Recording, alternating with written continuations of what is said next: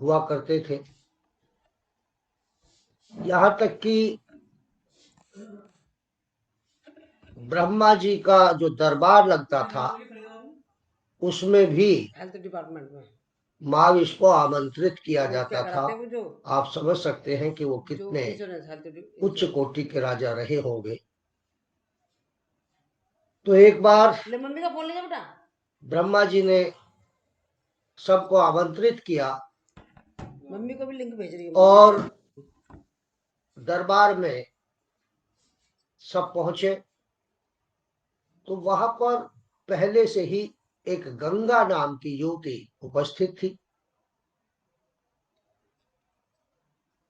जो महाविष थे ये भी दरबार में थे और महाविष ने गंगा को देखा, गंगा ने महाविष को देखा। दोनों की आपस में नजरें मिली। इसी बीच हवा का झोंका चला और गंगा के अंग से वस्त्र हट गया। सभी राजाओं ने अपनी नजरें झुका ली, लेकिन ये महाविष गंगा को नियमित देखते रहे और गंगा इनको देखती रही। इस बात से ब्रह्मा जी क्रुद्ध हो गए और उन्होंने दोनों को श्राप दिया कि जाइए, तुम्हें मृत्यु लोक में यानी कि पृथ्वी पर जन्म लेना पड़ेगा।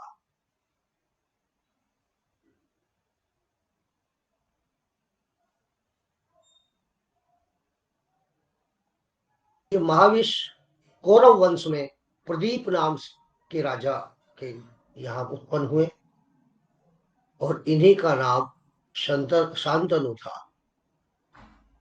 समझ गए? तो महाविष ने ही प्रदीप राजा के यहाँ कुरुवंश में जन्म लिया, यही शांतनु थे।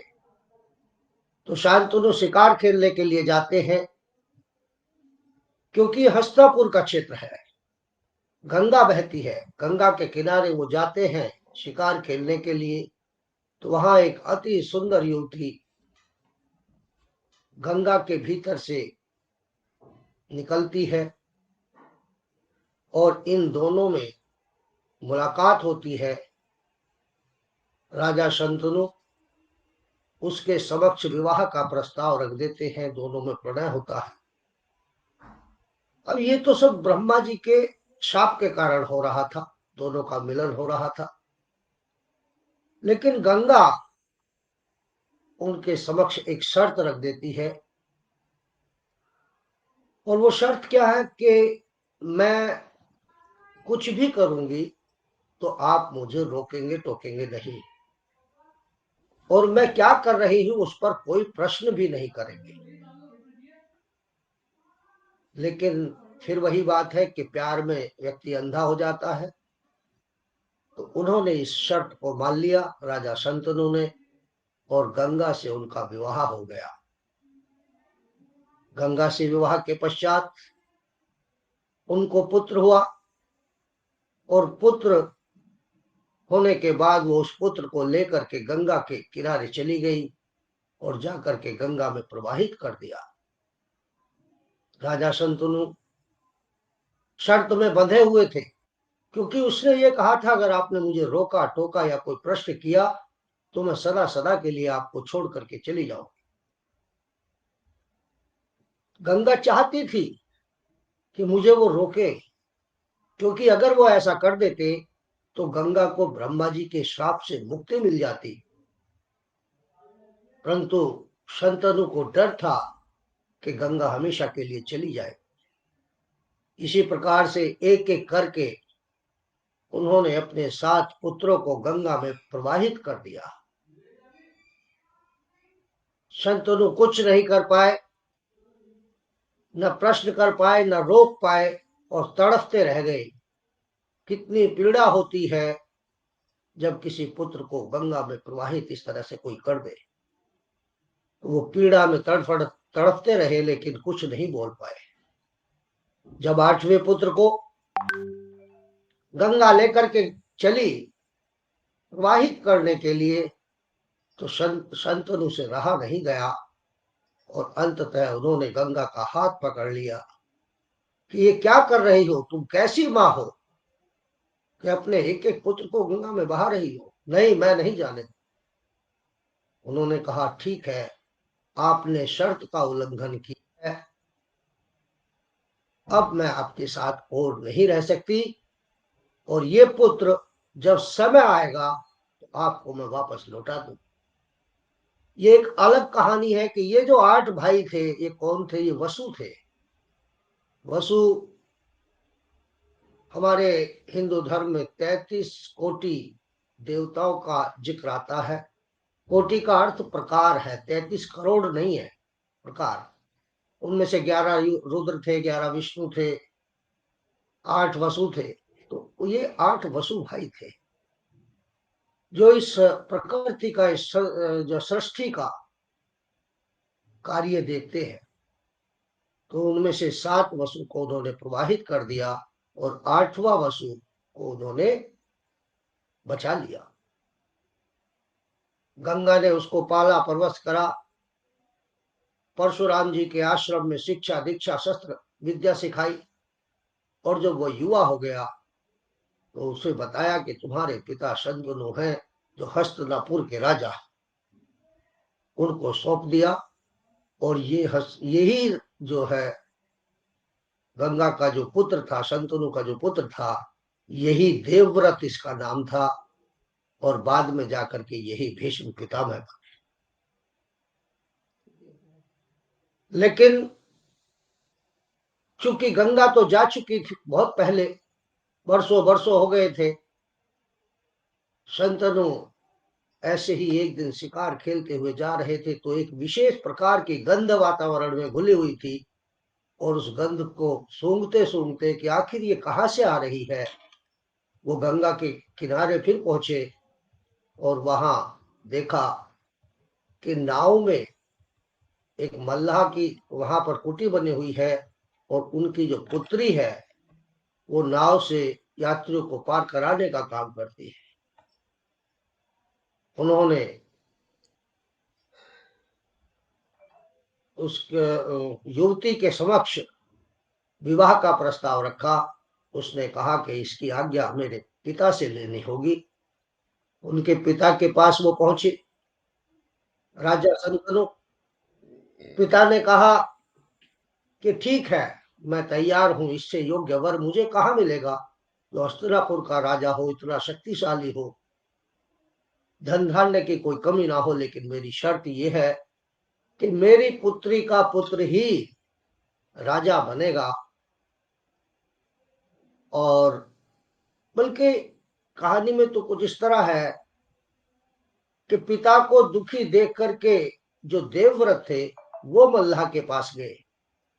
उन्होंने कहा कि आप अपनी कन्या की विवाह क्यों नहीं कर देते, जब मेरे पिता उनको इतना प्रेम करते हैं। उनसे उन्होंने प्रश्न रखा। पिता बहुत दुखित थे, शंतनु बहुत दुखित थे। तब जाकर के भीष्म पितामह या देवव्रत वहां गए। उन्होंने कहा कि तुम, मेरा बेटा ही उसका राजा बनेगा। अगर तुम राजा बने, क्योंकि वरिष्ठ तो तुम हो, बड़े तो तुम हो, तुम राजा बनोगे तो मेरी पुत्री को कुछ नहीं मिलेगा। भीष्म पितामह ने उनको कहा कि ठीक है, मैं आजीवन ब्रह्मचारी रहूंगा और मैं विवाह ही नहीं करूं। मैं केवल सिंहासन पर जो भी बैठेगा उसकी रक्षा करूं। लेकिन नियति को तो कुछ और मंजूर था। सत्यवती का, ये जो कन्या थी इसका नाम सत्यवती था। सत्यवती का विवाह शंतनु के साथ हो जाता है। उनसे 2 पुत्र पैदा होते हैं। उनके नाम है चित्रांगद और विचित्र वीर्य।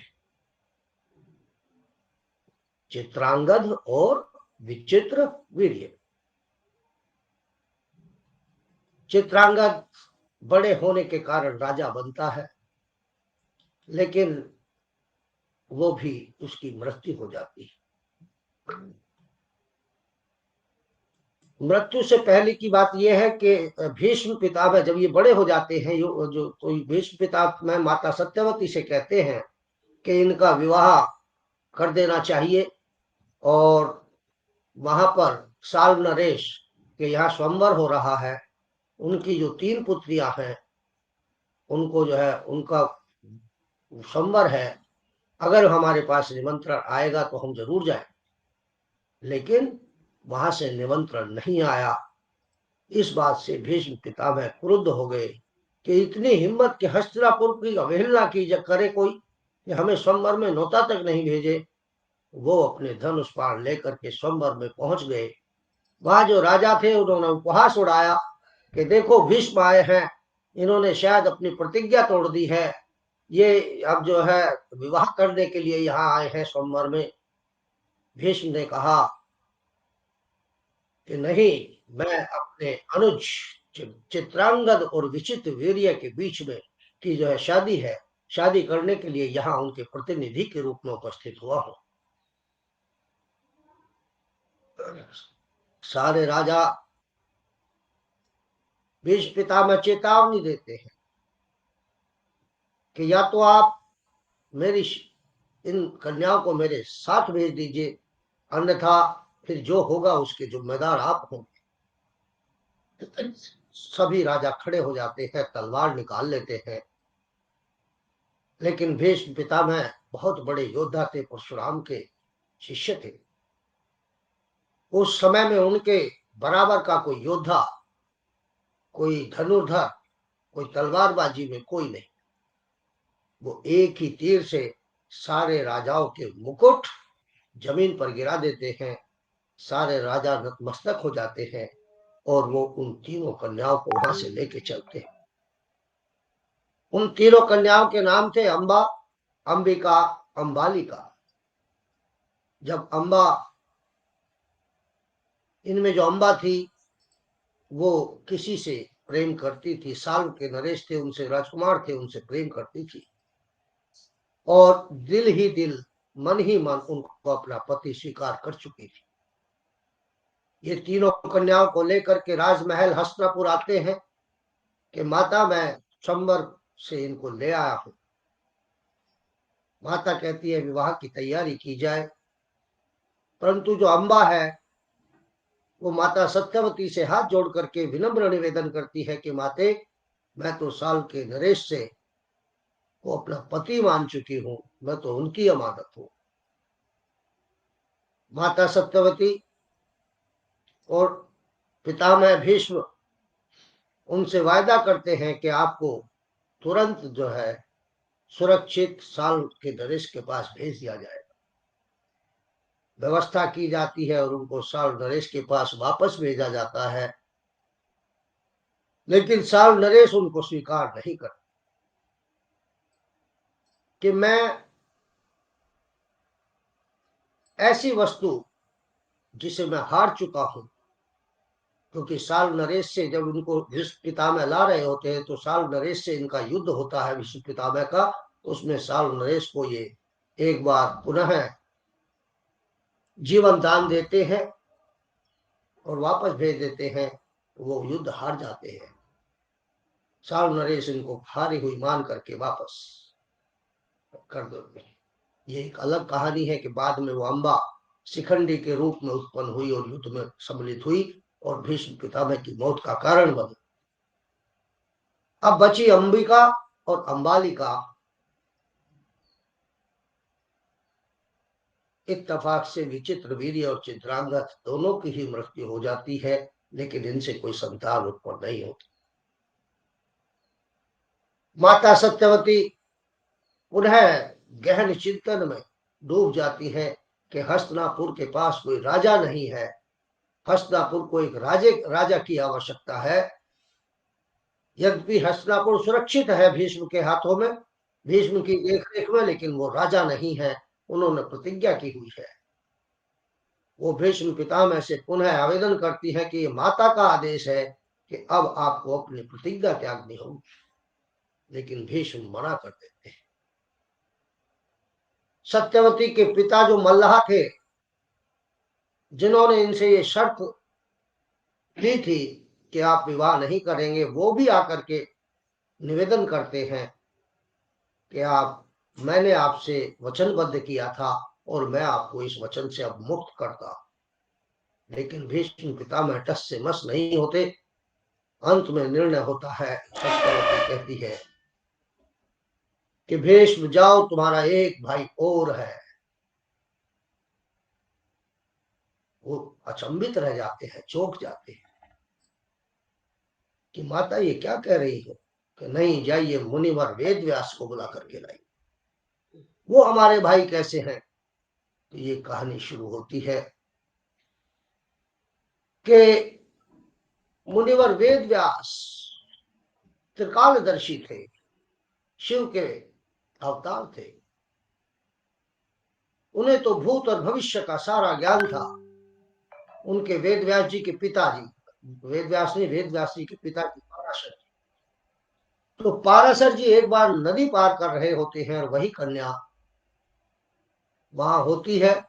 वो उनको, उनके पिता जो है भोजन के लिए गए होते हैं और वो उनको नदी पार कराती है।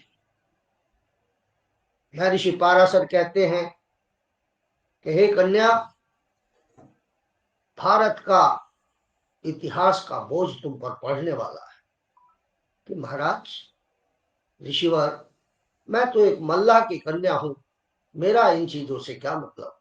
कि नहीं, आप इस देश का इतिहास का बोझ आपके कंधों पर पड़ेगा और राज सत्ता के जो सुख दुख है वो सब आपको भोगने पड़ेंगे।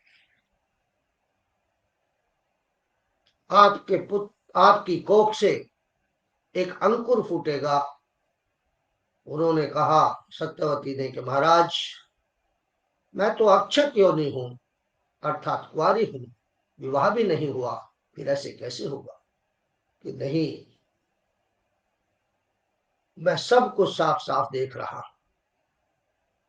आपकी कोख से जो पुत्र जन्म लेगा वो आपकी गोद में नहीं खेलेगा। वो उत्पन्न होते ही पैदल चलना शुरू होगा, वो आपके पास भी नहीं रहेगा।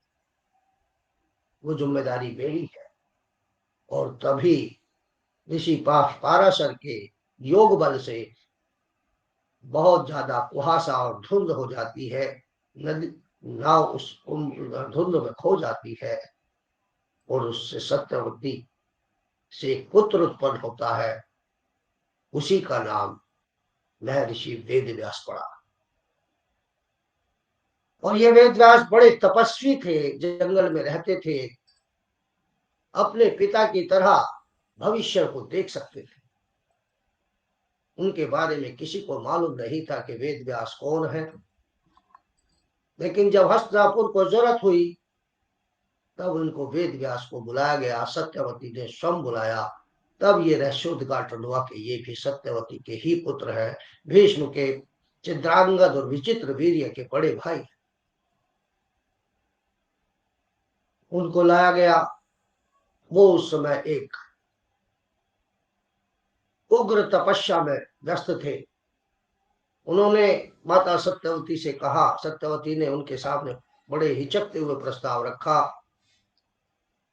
कि भारतीय संस्कृति में क्षेत्रज पुत्रों का भी एक प्रावधान है कि जब पति से कोई संतान उत्पन्न न हो, चाहे उसकी मृत्यु होने के कारण या किसी अन्य के कारण, और वंश चलाने की बात आए, तो पुत्र यानी कि जो पुरुष की पत्नियां होती हैं वो उनके भाई से विवाह कर लेते हैं। आज भी हमने देखा है देहातों में कि जब किसी युवा की डेथ हो जाती है तो उस स्त्री की शादी उसके छोटे भाई से कर दी जाती है। तो यहाँ भी यही हुआ कि देवी सत्यवती ने उनके समक्ष प्रस्ताव रखा कि आप इनसे अंबिका और अलंबिका, इन दोनों से पुत्र हस्तिनापुर को दीजिए। माता सत्यवती ने अंबालिका और अंबिका को समझा लिया। लेकिन जैसे ही वो ऋषि के कक्ष में अंबिका गई तो उनके, क्योंकि वो उग्र तपस्या से आए थे, आंखें लाल थी, तेज निकल रहा था, दाढ़ी तो बड़ी रहती है, बुरी हालत थी। उन्हें देख करके वो डर गई और अपनी आंख बंद कर। ऋषि बड़े भारी मन से माता सत्यवती के पास आए कि माते, मैं क्या करूं, भविष्य की ऐसी ही योजना है, ईश्वर शायद ऐसा ही चाहते हैं कि इनसे जो पुत्र उत्पन्न होगा वो अंधा होगा।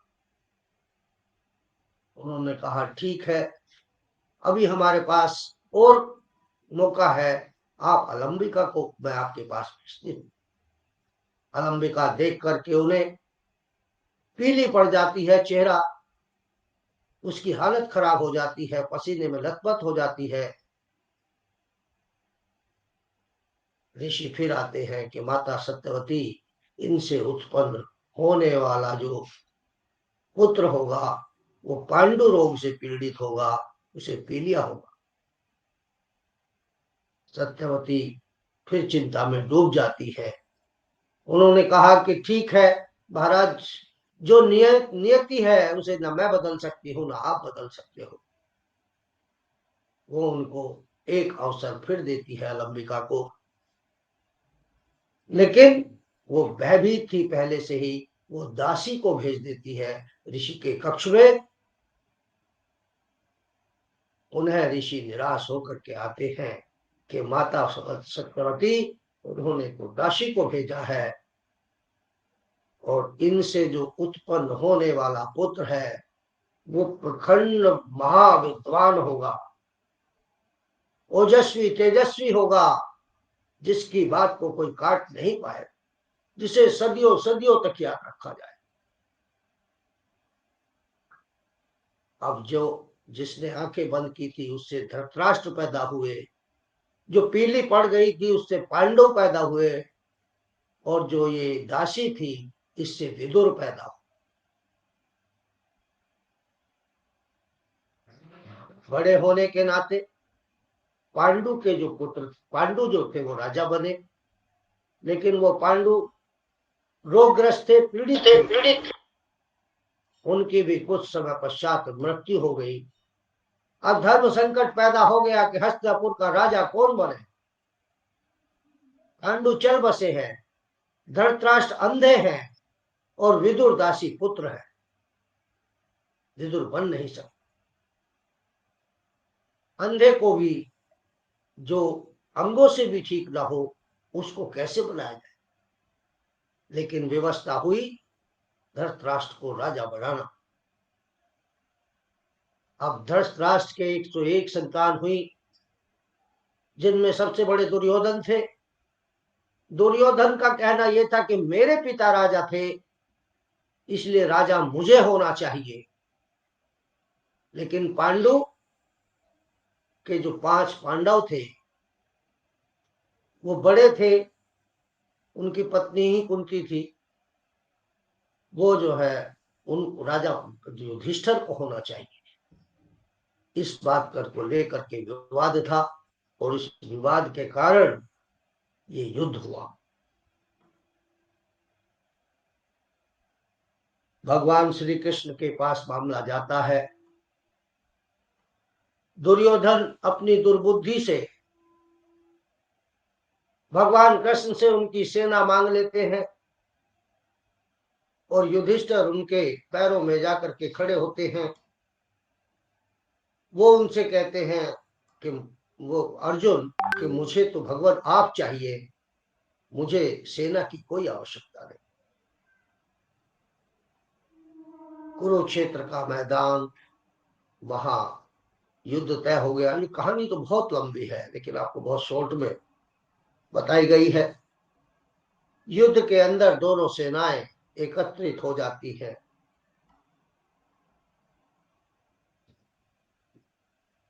युद्ध के लिए उधर धृतराष्ट्र चूंकि अंधे थे वो युद्ध में नहीं जा सकते थे।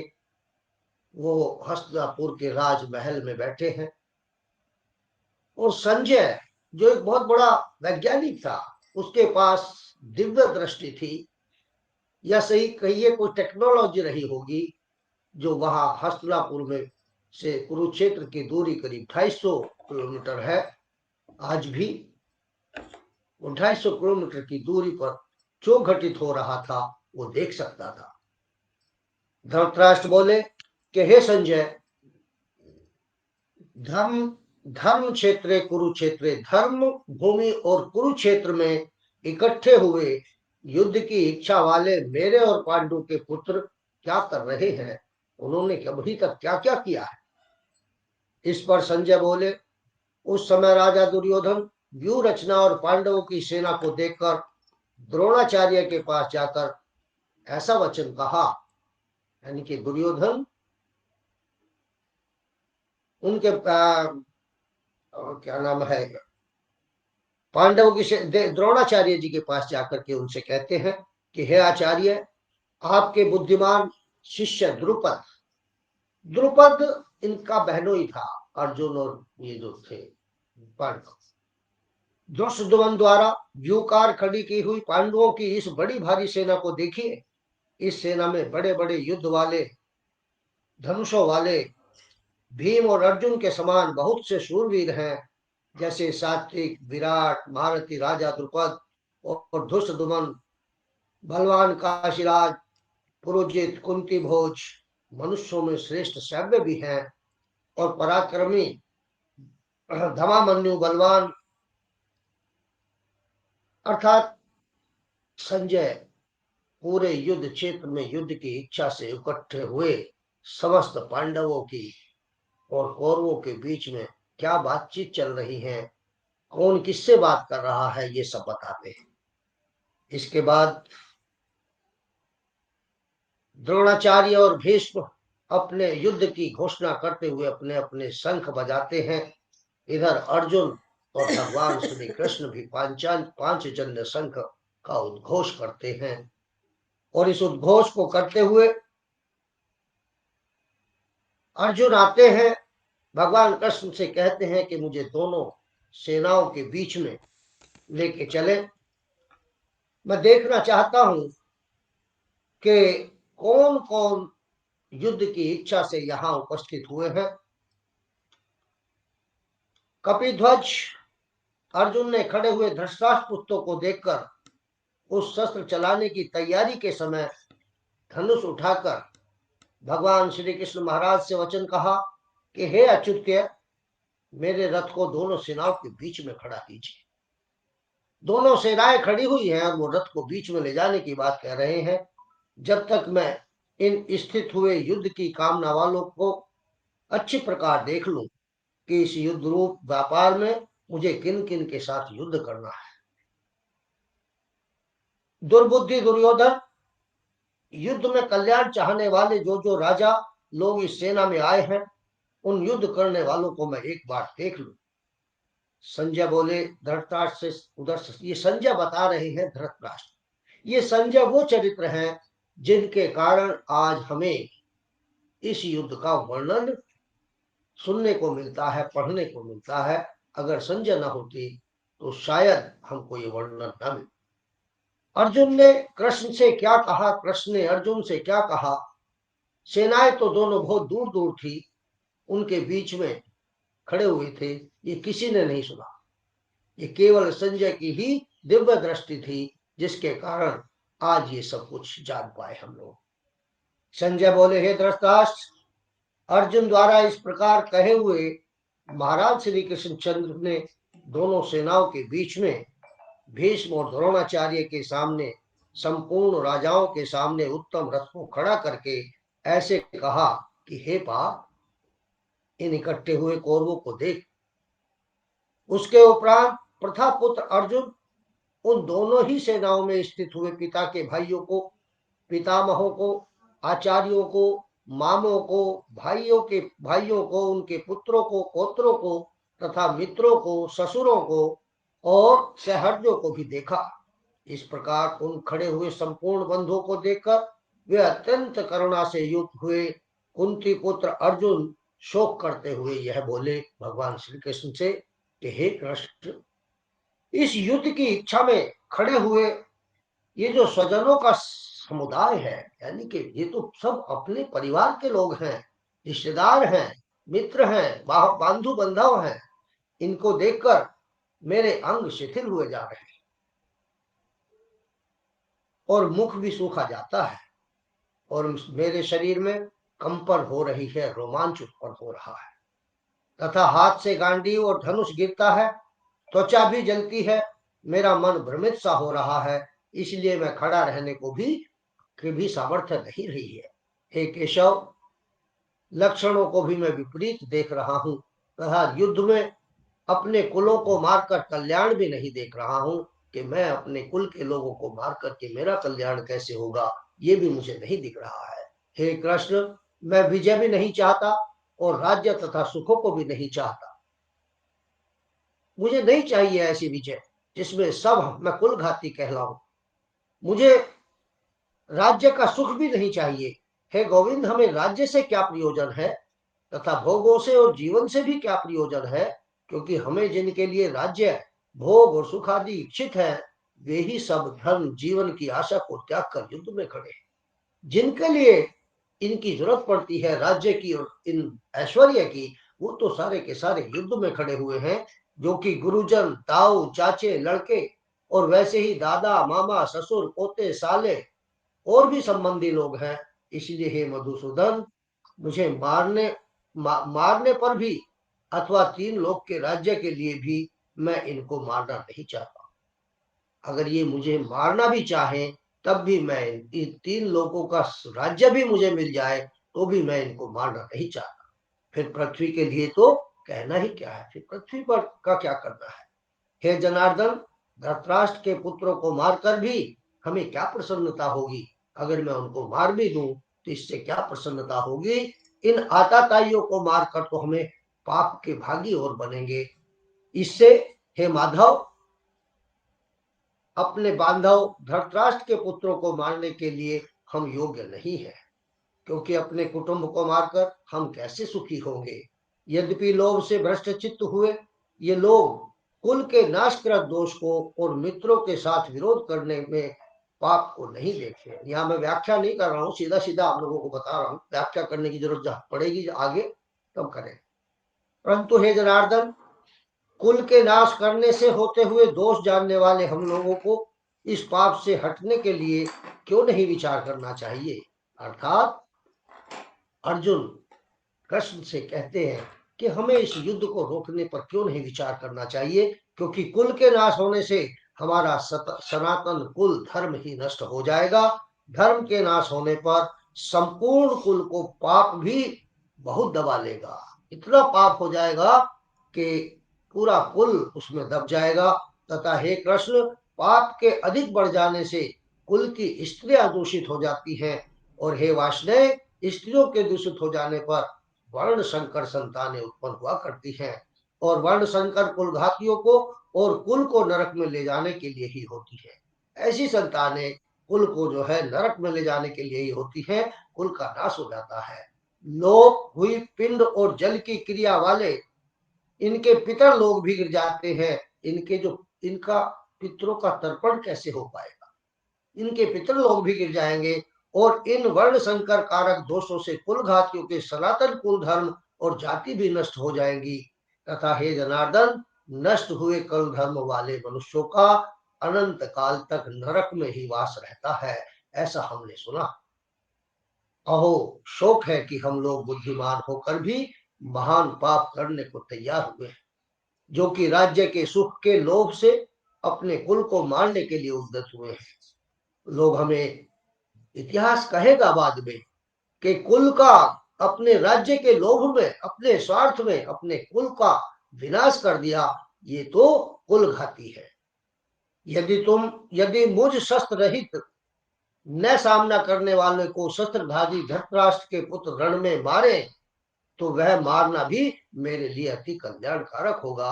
अर्थात मैं मृत्यु को भी उनके हाथों से ग्रहण करने को तैयार हूं, लेकिन इस युद्ध से मुझे केवल और केवल असिद्धि मिलेगी, पाप लगेगा। संजय बोले, रणभूमि में शोक से उद्दित मन वाले अर्जुन इस प्रकार कहकर बाण सहित धनुष को त्याग कर रथ के पीछे भाग में निराश और हताश होकर के बैठ गए। ये आपका प्रथम अध्याय था। इसमें केवल संजय ने क्या बताया वही इसके अंदर था। वैसे तो हर अध्याय का एक महामात्य भी लिखा गया है, लेकिन अगर हम महामात्य आपको सुनाए तो उसमें समय बहुत खराब जाएगा, इसलिए सीधे सीधे से चलेंगे। महामत्य का क्या उसके मीनिंग हुआ सर? महामत्य अर्थात? अध्याय महामत्य का क्या मतलब है अर्थात? महामात्य का मतलब ये है कि एक कहानी के द्वारा, पुराणों के, हमारे जो पुराण है उनमें जो कहानी दी गई है भागवत पुराण में, कि इस अध्याय को पढ़ने से हमें किस प्रकार के जो है पुण्य प्राप्त होते हैं, वो इसमें दिया गया हुआ है। एक अध्याय का मैं पढ़ के सुना सकता हूँ आपको, कि मोरल आगे आप मोरल ऑफ द पुण्य। Story, moral of the story कहेंगे इसे? हाँ मोरल ऑफ द स्टोरी हाँ, स्टोरी मतलब या इस मोरल ऑफ द ये चैप्टर? कहानी के रूप में इसमें बताया गया है कि इसको गीता के दूसरे अध्याय को पढ़ने से या पहले अध्याय को पढ़ने से क्या पुण्य प्राप्त होता है, वो इसमें है। तो वो कहानी है भागवत पुराण की। वो उसमें मुझे नहीं लगता कि उसमें आपको कुछ ज्ञानवर्धक चीज मिलेगी, इसलिए मैंने उसको मैं छोड़ना उचित सर समझूंगा। शॉर्टकट में सुना दीजिए ना सर, शॉर्टकट में। शॉर्टकट में चलिए ऐसे सुना लेते हैं। ये भगवान विष्णु लक्ष्मी जी से कहते हैं कि प्रथम गीता के प्रथम अध्याय का महावाक्य मैंने तुमसे कह दिया है, इसमें सुना दिया है। अब अन्य अध्यायों के महात्म्य श्रवण करो। दक्षिण दिशा में देववत ब्राह्मणों के पुरंदरपुर नामक नगर में एक देव शर्मा नामक विद्वान ब्राह्मण रहते थे। वे अतिथियों की बहुत सेवा किया करते थे, स्वाध्यायशील रहते थे, वेद शास्त्रों के विशेषज्ञ थे, यज्ञों का अनुष्ठान करने वाले थे, तपस्वी थे, और जो भी ऋषि महर्षि आते थे उनकी बहुत सेवा करते थे। उत्तम उत्तम द्रव्यों के द्वारा उनकी सेवा किया करते थे। धर्मात्मा ब्राह्मण को कभी सदा रहने वाली शांति जैसे होती है वैसी उनमें थी। वे कल्याण में तत्व का ज्ञान प्राप्त करने की इच्छा से प्रतिदिन प्रचुर सामग्रियों द्वारा तपस्वियों की सेवा करने लगे। इस प्रकार शुभ आचरण करते हुए उन्हें बहुत समय बीत गया। एक दिन पृथ्वी पर उनके समक्ष एक त्यागी महात्मा प्रकट हुए। वे पूर्ण अनुभवी थे और नासिका के अग्रभाग पर दृष्टि रखने वाले अर्थात साधचित थे। नासिका के अग्रभाग पर दृष्टि रखने वाले अर्थात इसका अर्थ हुआ कि अर्ध आधी आंखें खुली और आधी बंद, जैसे भगवान शिव जी की रहती है। जब आप नासिका पर केंद्रित करेंगे तो आपकी पूरी आंखें बंद नहीं होंगी, आधी खुली रहेंगी, आधी बंद रहेगी, अर्थात ध्यान मग्न, ध्यान चित्त में रहने वाले, निरंतर परमात्मा के चिंतन में संलग्न आनंद विभोर रहते थे।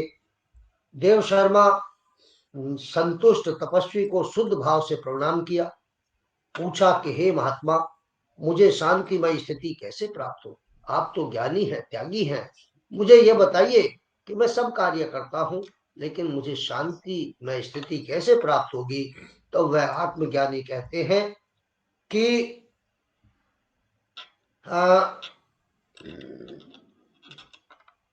देव शर्मा को सोपुर ग्राम के निवासी मित्रवा, उनके पास जाइए। सोपुर गांव है कोई, उसके कोई निवासी मित्रवान है, उनके पास जाइए, जो बकरियों का चरवाहा है।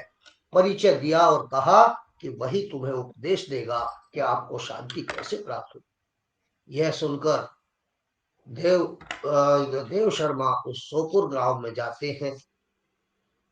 सोपुर गांव के उत्तर में एक बड़ा वन है, वहां पर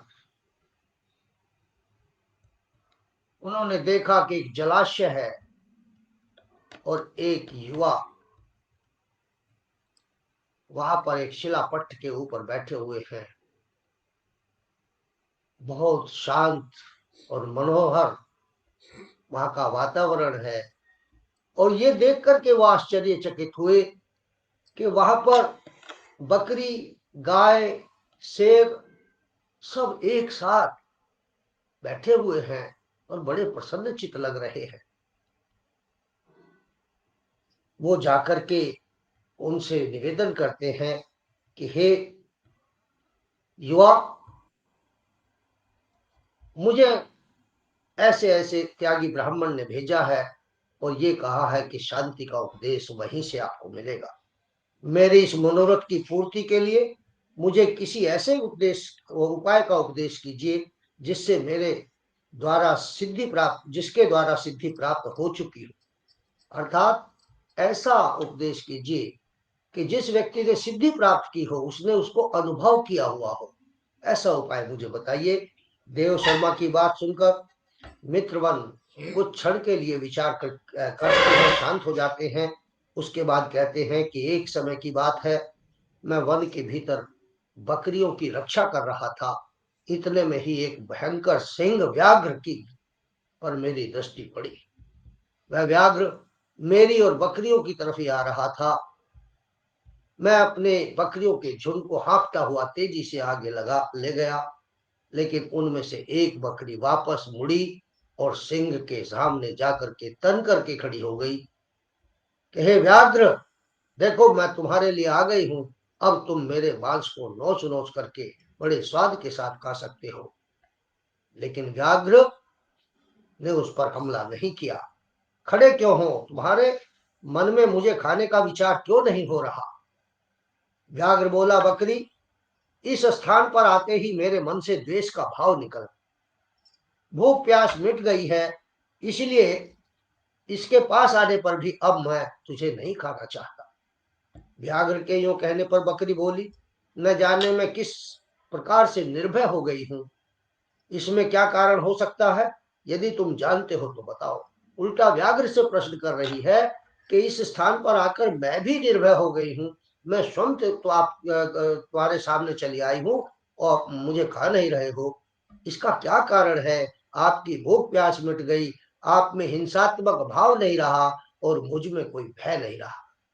इसमें क्या कारण हो सकता है? यदि तुम जानते हो तो मुझे बताओ। यह सुनकर व्याघ्र ने कहा कि मैं भी नहीं जानता, चलो सामने खड़े हुए उस महापुरुष से पूछे। ऐसा निश्चय करके वे दोनों वहां से चल दिए। उन दोनों के स्वभाव में यह विचित्र परिवर्तन देखकर मैं भी विस्मय में पड़ गया। विश्वान कहता है, इतने में ही उन्होंने मुझसे आकर ही प्रश्न किया कि वहां वृक्ष, जब वो मुझसे प्रश्न कर रहे थे तो वहां पर वृक्ष की ऊपर एक वानर वानर बैठे हुए थे। उन दोनों को साथ मैंने भी वानर से पूछा कि हे विप्रवर, आप तो बहुत समय से यहाँ पर हैं। मेरे पूछने पर वानर राज ने आदर पूर्वक उत्तर दिया कि अजापाल, सुनो, इस विषय में मैं तुम्हें एक प्राचीन वृत्तांत सुनाता हूँ। यह जो सामने वन के भीतर एक बड़ा मंदिर आप देख रहे हैं, उसकी ओर देखिए। इसमें ब्रह्मा जी का स्थापित किया हुआ एक शिवलिंग है। वन के अंदर मंदिर है, ब्रह्मा जी के द्वारा स्थापित किया हुआ शिवलिंग है। पूर्व काल में यहाँ सुकर्मा नामक एक बुद्धिमान महात्मा रहते। सुकर्मा जो तपस्या में लग्न होकर इस मंदिर में उपासना करते थे। वे वन में फूलों का संग्रह करते थे। नदी के जल से पूजनीय भगवान शंकर को स्नान कराकर उन्हीं से उनकी पूजा किया करते थे। इस प्रकार आराधना का कार्य करते हुए सुकर्मा यहाँ पर निवास किया करते थे। बहुत समय के बाद उनके समीप किसी अतिथि का आगमन हुआ। सुकर्मा के पास किसी अतिथि का आगमन हुआ। सुकर्मा ने भोजन के लिए फल लाकर अतिथि को अर्पण किया और कहा कि विद्वान, मैं केवल तत्व ज्ञान की इच्छा से भगवान शंकर की आराधना करता हूँ। आज इस आराधना का फल परिपक्व होकर मुझे मिल गया, क्योंकि इस समय आप जैसे महापुरुष मेरे अतिथि बनकर के यहाँ पर उपस्थित हुए। सुकर्मा के मधुर वचन सुनकर तपस्या के धनी महात्मा अतिथि को बड़ी प्रसन्नता हुई। उन्होंने शिलाखंड पर गीता का दूसरा अध्याय लिख दिया। उन अतिथि ने एक शिलाखंड पर गीता का दूसरा अध्याय लिख दिया।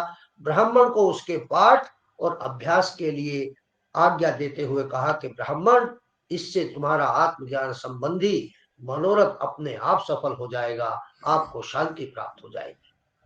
यो कहकर बुद्धिमान तपस्वी सुकर्मा के सामने ही उनको देखते देखते अंतर ध्यान हो गए। सुकर्मा विस्मित होकर उनके आदेश के अनुसार निरंतर गीता के दूसरे अध्याय का अभ्यास करने लगे। तदंतर दीर्घ काल के पश्चात उनका अंतःकरण शुद्ध होकर उन्हें आत्मज्ञान की प्राप्ति हुई। सुकर्मा। फिर वे जहां जहां गए वहां वहां के तपोवन भी शांत हो गए। उसमें शीत उष्ण राग द्वेष आदि बाधाएं दूर हो गई। इतना ही नहीं, उन स्थानों में जाने पर भूख प्यास का कष्ट भी जाता रहा तथा वे निर्भय यानी कि भय का अभाव हो गया। वहां पर भय भी समाप्त हो गया। यह सब द्वितीय अध्याय का जप करने वाले सुकर्मा ब्राह्मण की तपस्या का ही प्रभाव समझो। वानर राज ने ये उनको बताया, तीनों को, विश्वान, बकरी और शेर।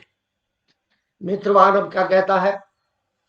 वनराज के यो कहने पर प्रसन्नता पूर्वक बकरी और बाघ के साथ उस मंदिर की ओर चले गए।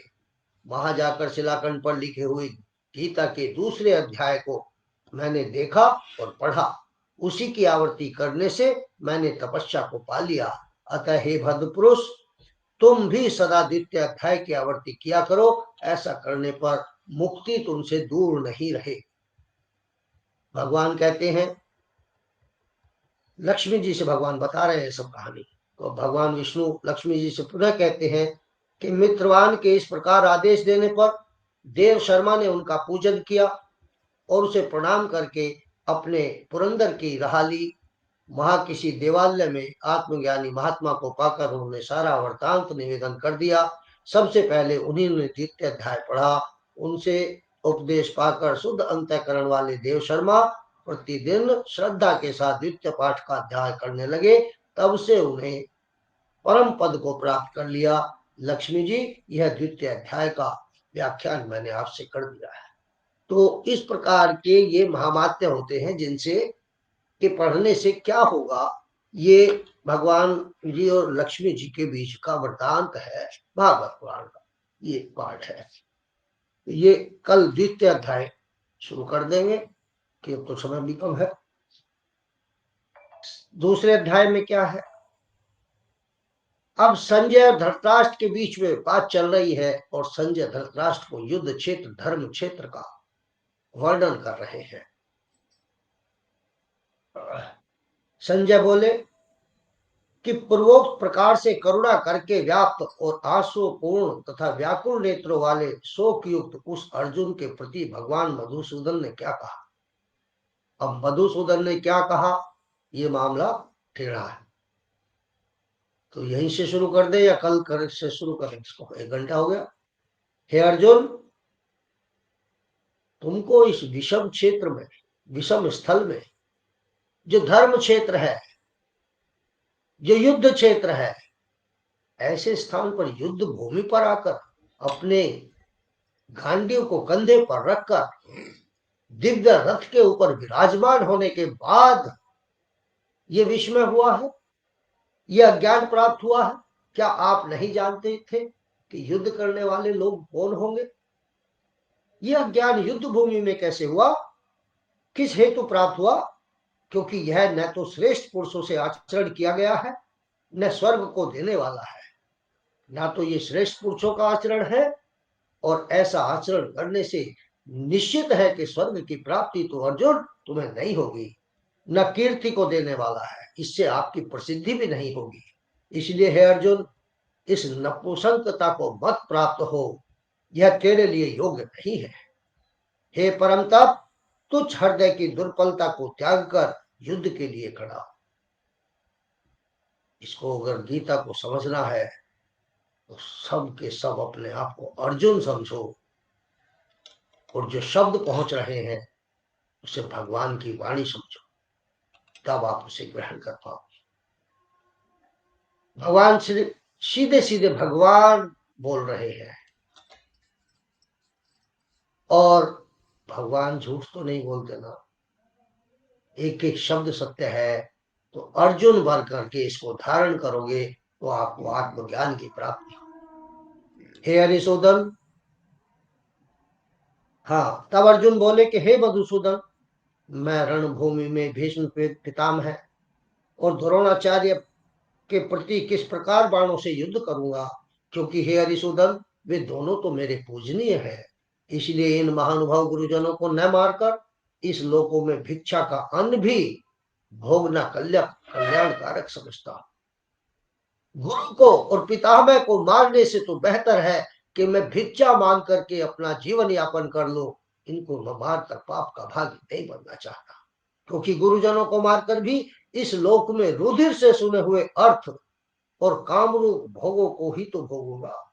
मैं गुरुजनों को और पितामह को मार करके इस लोक में रुधिर से सने अर्थ यानी के खून से सने हुए धन धान्य और कामरूप भोग, इनको तो इन्हीं को तो भोगूंगा। भोगों को भोगते समय भी मुझे उनका रुधिर उसमें दिखाई देगा। मैं ऐसा पाप कैसे कर सकता हूं? और हम लोग यह भी नहीं जानते कि हमारे लिए क्या करना श्रेष्ठ है, अथवा यह भी नहीं जानते कि हम जीतेंगे या सामने वाले हमको जीत लेंगे। जिनको मारकर हम जीना भी नहीं चाहते, वे ही धृतराष्ट्र के पुत्र हमारे सामने खड़े हैं। इसलिए कायरता रूप दोष करके उपहत और स्वभाव वाला और धर्म के विषय में मोहचित हुआ मैं आपसे पूछता हूं, जो कुछ निश्चय किया हुआ कल्याणकारक साधन हो वह मेरे लिए भगवान केशव मेरे लिए कहिए, क्योंकि मैं आपका शिष्य हूं। इसलिए आपकी शरण हुए मेरे को शिक्षा दीजिए, क्योंकि भूमि में निष्कंटक धन धान्य संपन्न राज्य को और धन धान्य संपन्न राज्य को और देवताओं के स्वामी पने को प्राप्त होकर भी मैं उस उपाय को नहीं देख पाता हूं जो कि मेरी इंद्रियों को सुखाने वाले शोक को दूर कर सके।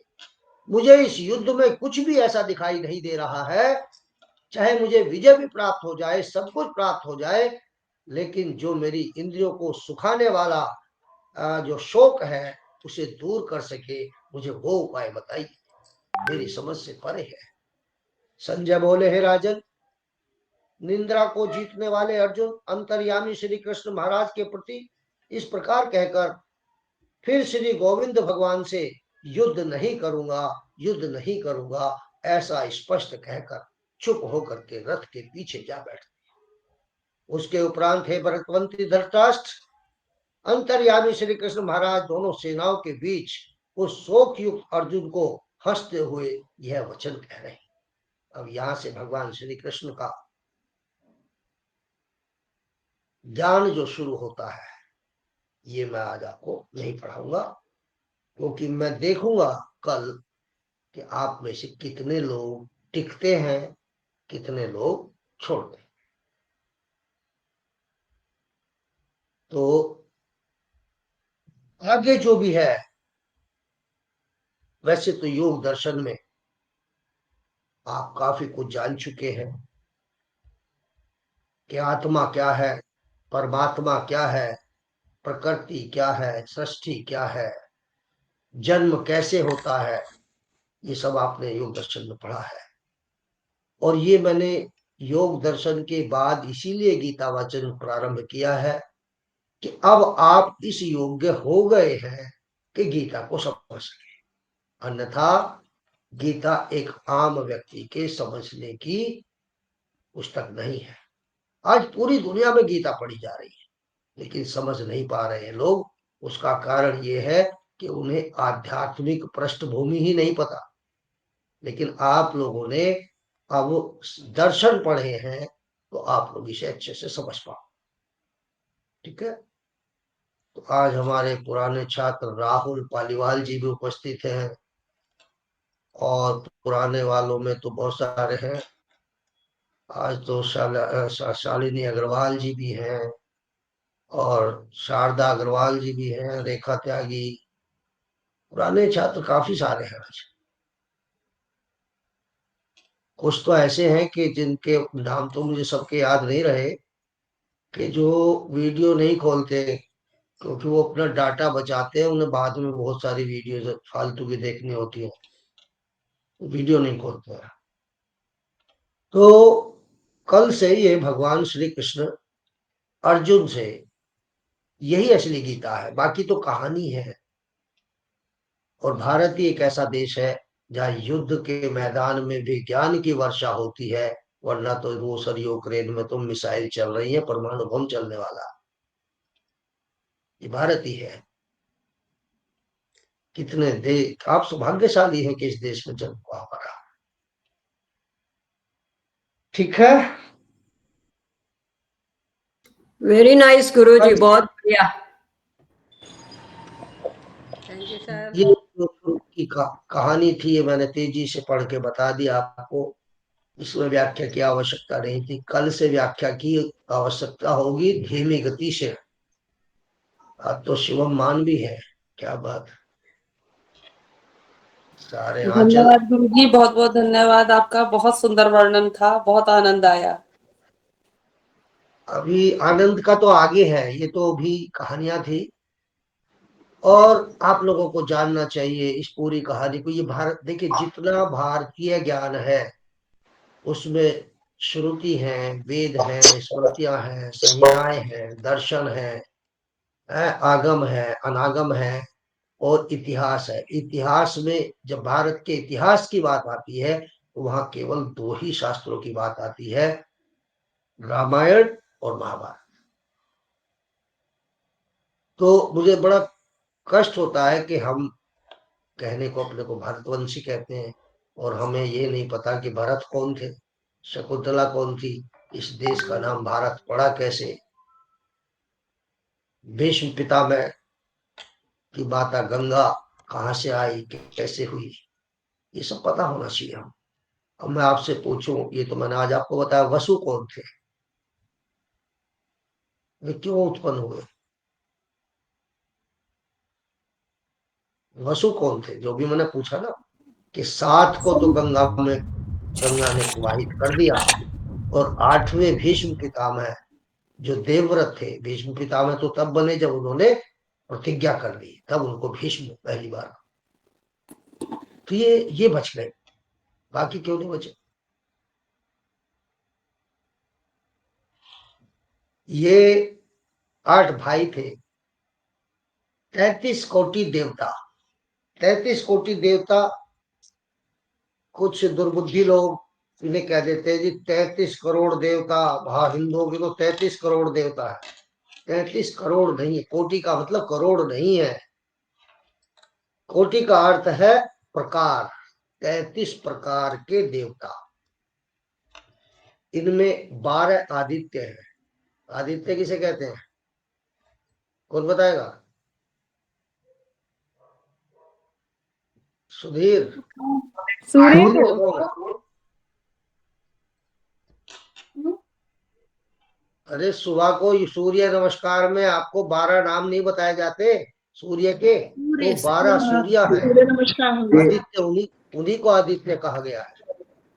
12 आदित्य हैं, 8 वसु हैं। ये जो 8 भाई थे, 7 गंगा ने प्रवाहित कर दिए और 8वें बच गए, ये 8 वसु हैं। 11 रुद्र हैं, जिनमें से एक भगवान शिव है, एक इंद्र है, एक प्रजापति है। इस प्रकार से 33 प्रकार के देवता है। ये सृष्टि के कार्यों को अलग अलग सौ चलाते हैं, अलग अलग विभाग हैं इनके, ये सृष्टि के कार्यों को संभालते हैं। आप जो प्रश्न करते हो ना, सृष्टि कैसे चल रही है, पूरी व्यवस्था है इसकी। तो 12 आदित्य में से एक विष्णु भी है, 11 रुद्र में एक शिव भी है। सबके अलग अलग कार्य है। वसु का अर्थ होता है बसने वाला। धरती को वसुंधरा कहते हैं ना, वसुंधरा, धरती का कितना प्यारा नाम है, वसुंधरा। वसु बसने वाला, यानी कि ये बसाती है, तो ये वसुंधरा है। 8 पदार्थों की भांति 8 वसु है, 8 पदार्थों की भांति 8 वसु है। इन 8 भाइयों को इंद्र और विष्णु का रक्षक देव माना जाता है। इनका जो जन्म हुआ वो दक्ष कन्या और धर्म राज की पत्नी वसु से हुआ। दक्ष कन्या और धर्म राज की पत्नी का नाम था वसु, उनसे ये उत्पन्न हुए, इसलिए ये वसु कहलाए। दक्ष कन्याओं में ही एक, जो दक्ष कन्याएं थी उनमें एक का नाम था सती। सती तो नाम सुना होगा आप लोगों ने। एक का नाम था सती, जिनका विवाह भगवान शिव से हुआ। सती का दूसरा जन्म माता पार्वती के रूप में हुआ। स्कंद पुराण के अनुसार दुर्गा की उंगलियों की सृष्टि वसुओं के तेज से उत्पन्न हुई। ऐसा कहा जाता है। रामायण में वसुओं को अदिति पुत्र कहा गया। अलग अलग पुराणों में वसुओं के अलग अलग नाम कहे गए। विष्णु पुराण, स्कंद पुराण में नाम अलग अलग नाम है इनके। आप, सोम, धूम, सोम, अनिल, अनल, प्रत्युष, प्रभास, ये जो 8 वसु हैं इनके नाम है। ऋग्वेदानुसार में ये धरती के देवता कहे गए हैं, अर्थात धरती का जो कार्य संभालते हैं वो ये 8 वसु संभालते हैं। आदित्य, सूर्य, अग्नि देव है। इन्होंने क्या किया, इन वसुओं ने ये क्यों गंगा ने प्रवाहित किए, इन्होंने महर्षि वशिष्ठ की गाय को चुरा लिया। महर्षि वशिष्ठ की गाय को चुरा लिया था। वशिष्ठ ने इनको मनुष्य योनि में जन्म लेने का श्राप, इनका श्राप दे दिया। क्षमा मांगने पर बहुत इन्होंने अनुनय विनय महर्षि वशिष्ठ के चरणों में, ये एक बार अपनी पत्नियों समेत भ्रमण पर गए थे। वहां महर्षि वशिष्ठ के इन्होंने आश्रम देखा और वहां जो गाय थी वो किसी अन्य गाय से उत्पन्न नहीं थी। वो दिव्य योग बल से उत्पन्न की हुई गाय थी जो दिव्य थी। उस पर ये मोहित हो गई इनकी पत्नियां। इन्होंने कहा कि ये गाय तो हमें चाहिए। अब ऋषि की गाय को चुराना कोई आसान बात नहीं है, लेकिन उनमें एक जो सबसे छोटा था उसका नाम था ज्यो, आधा जय यो ज्यो। उसने कहा मैं लाऊंगा खुद, और वो ज्यो नाम का जो वसु था वो उस गाय को चुरा लाया और दूसरे वसु ने उसकी मदद की। तो ये सारे के सारे अनुनय विनय करने पर महर्षि वशिष्ठ ने इनको कहा कि ठीक है, श्राप को समाप्त तो नहीं किया जा सकता, लेकिन उसको कम किया जा सकता है। और कम जो मैंने आपको श्राप दिया है, अब आपका वो श्राप 1 दिन के लिए रहेगा। यानी कि मैंने आपको क्या श्राप दिया कि धरती पर जाकर के मनुष्य योनि में जन्म लेने का श्राप दिया। मनुष्य योनि में जन्म लेना ही अपने आप में बहुत बड़ा पाप है। तो इनको 7 वसुओं को उन्होंने कहा कि इनको 1 दिन की सजा रहेगी, ये मनुष्य योनि में जन्म लेंगे और फिर वापस आ जाए। लेकिन जो 8वां वसु है, जो जिसने मेरी गाय को स्पर्श किया है, उसको क्षमा नहीं मिलेगी। उसे तो मनुष्य योनि में रह करके नाना प्रकार की पीड़ाओं को सहन करना पड़ेगा। और वो 8वें वसु ही भीष्म पितामह थे, जिन्हें अखंड प्रतिज्ञा करनी पड़ी और राजवंश के जो दुख थे, पारिवारिक कलह थी, आपस में कट मरने का जो भय था, वो पीड़ित करता रहा। तो ये 8 वसु थे, 7 वसु उनमें से मारे गए। ये सारे के सारे कहाँ जाते हैं जब इन्हें श्राप मिल जाता है? गंगा के पास। और गंगा से जाकर के विनय करते हैं कि हे माते, हे गंगा, वशिष्ठ ने हमको श्राप दे दिया। और गंगा के द्वारा ही वशिष्ठ से कहने पर, गंगा के कहने पर ही वशिष्ठ को क्षमा देते हैं। लेकिन वो गंगा से भी शपथ ले लेते हैं कि जाओ, इन 8 वसुओं का जन्म तुम्हारी कोख से होगा, क्योंकि तुम्हें भी श्राप मिला है मनुष्य योनि में जाने का, धरती पर जाने का। तब भागीरथ, उधर कपिल मुनि की गाय चोरी हो जाती है। राजा सगर के पुत्र 100 पुत्र थे, वो कपिल मुनि की गाय चुरा लेते हैं। कपिल मुनि क्रोधित होकर के उनको भस्म कर देते हैं श्राप से। उनकी आत्माएं तड़पती हैं। तब भागीरथ भगवान शिव के पास जाते हैं, उनकी आराधना करते हैं, और वहां से उधर गंगा को शाप लगा होता ही है धरती पे आने का, तो वो धरती पर गंगा को लेकर के आते। तो पूरा ब्रह्मांड अलग दृष्टि से चल रहा है।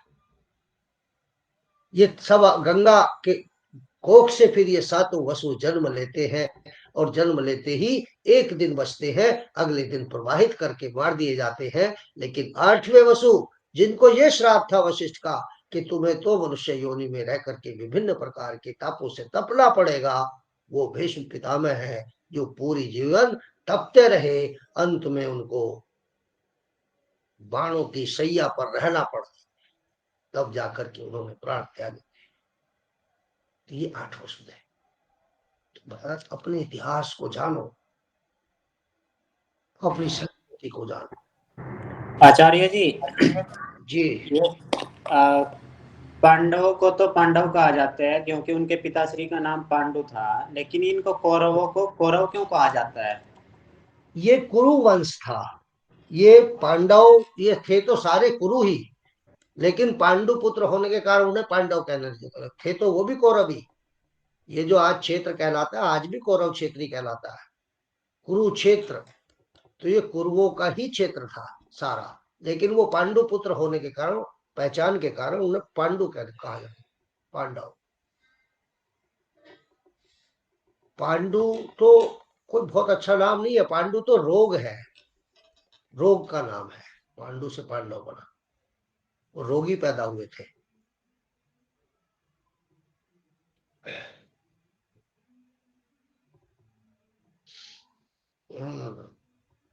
आज का हो गया, 7:45 होने जा रहे भाई। गुरुजी ओम।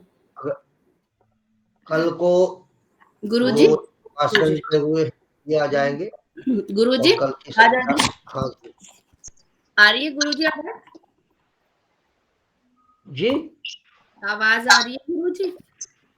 हाँ आ रही है। गुरुजी, जो ऋषि पाराशर थे, जो मल्लाह की कन्या थी, वो भी सत्यवती थी? दोनों एक ही थे। मल्लाह की मैंने बताया ना, अक्षत योनि का मतलब क्या है, कुंवारी कन्या। वो कुंवारी कन्या वो मल्लाह लोगों को नदी से पार करने का काम किया करती थी, तो उनकी मदद वो भी करती थी। लेकिन ऋषि पाराशर तो भविष्य को जानने वाले थे। उन्हें तो पता था कि इसी की कोख से वो अंकुर, इसीलिए तो आए थे वो, इसी की कोख से वो अंकुर फूटेगा। वही बच्चा बाद में वेद व्यास हुए, और वेद व्यास जिन्होंने वेदों का संकलन किया, महाभारत की। जिन्होंने पुराणों को लिखा, जिन्होंने हस्तिनापुर के सिंहासन को पुत्र दिए, बहुत महान योगी रहे हैं। जी राहुल जी बोलिए। ओम जी गुरु जी। जी ओम। जी स्वास्थ्य कैसा आपका? मेरा स्वास्थ्य खराब होता तो यहाँ थोड़ी होता। मेरा स्वास्थ्य उत्तम है। सही कह रहे हैं। मेरा स्वास्थ्य क्यों पूछते हो भाई? मैं कब बीमार देखा आपने? नहीं नहीं पूछते हैं, कई तुम दिनों के तो बाद। 2019 18 19 से जुड़े हुए हो हमसे, कभी देखा मेरा स्वास्थ्य खराब है? नहीं। हमेशा ऐसी एनर्जेटिक मिलता हूँ। तो कल भारी संख्या में आप जुड़िए। कल से असली जो गीता का अर्जुन कृष्ण संवाद है वो प्रारंभ करेंगे, और लिंक यही रहेगा, क्योंकि मुझे बहुत सारी जगह लिंक डालना पड़ता, तो ना डाल करके इसी लिंक को आप लोग सेव रखिए, लगातार यही रहेगा। और ये क्लास में इसमें देखिए 18 अध्याय है, आगे व्याख्या भी करनी पड़ेगी, थोड़ा मुश्किल भी है। तो 18 दिन तो कम से कम मान लीजिए, ज्यादा भी लग सकती। ठीक है। ओम जी गुरु जी। अपने सहपाठियों को मैंने कहा था, अपने परिजनों को भी आप इसमें बैठा सकते हैं, क्योंकि ये ज्ञान है, इसका तो जितना दान हो, जितना इसका प्रचार हो, उतना ही अच्छा है। और प्रीति जी, आपकी बाकी क्लास के छात्र कहाँ हैं? जी सर बैठे सबको तो हैं। बोलिए। सर हैं, 2-4 ही हैं। तो हैं। सर भारती हैं। जी है, यशमाला है, मुकुल सुधीर है। लोधी हमारे पुराने हैं, हरीश चंद पुराने हैं, प्रीति सिंह है, रवि प्रकाश ये भी पुराने हैं। सच ये बहुत सारे लोग नहीं है। ठीक है, तो सबको बोलिए कल सब आएंगे। चलिए शांति पाठ कराइए। कौन कराएगा? सारी का जी आप कराइए।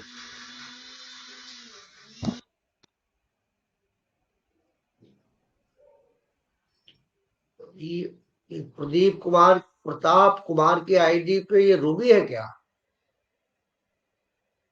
जी जी जी। गुरुजी गलती से वो मैं मतलब लैपटॉप में दोनों थी तो कंफ्यूजन में ये इसी से हो गया कनेक्ट। अच्छा चलो ठीक है, कोई बात नहीं। कराइए, कौन करा रहा? शिवा, हाँ कराइए सारिका। चलिए, कोई कराएगा क्या? ओम। चलिए सभी करो। साधक अपनी गर्दन और कमर सीधी करके बैठेंगे। अपना ध्यान अपनी आज्ञा चक्र पे एक दीर्घ ओमकार का उच्चारण करेंगे।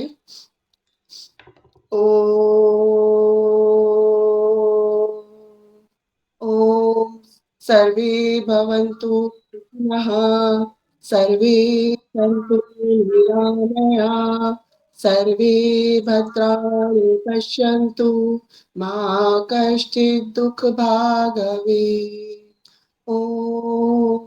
ओम द्यो शांति, अंतरिक्षम शांति, पृथ्वी शांति, रापाः शांति, औषधयः शांति, वनस्पतयः शांति, विश्वदेवाः शांति, ब्रह्मा शांति, सर्वजन शांति, शांतिरेव शांति, कामा शांतिरेधि। ओम शांति शांति शांति। दोनों हाथों को ऊपर लेके जाएंगे और उसका घर्षण करेंगे।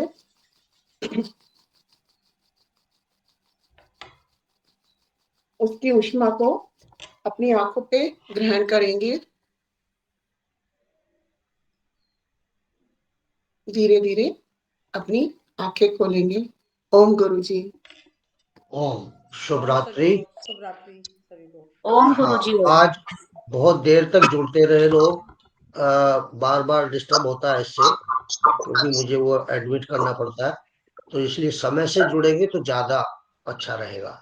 ठीक है, चलिए शुभ रात्रि। ओम। गुरुजी मेरा ना 8 दिन गुरुजी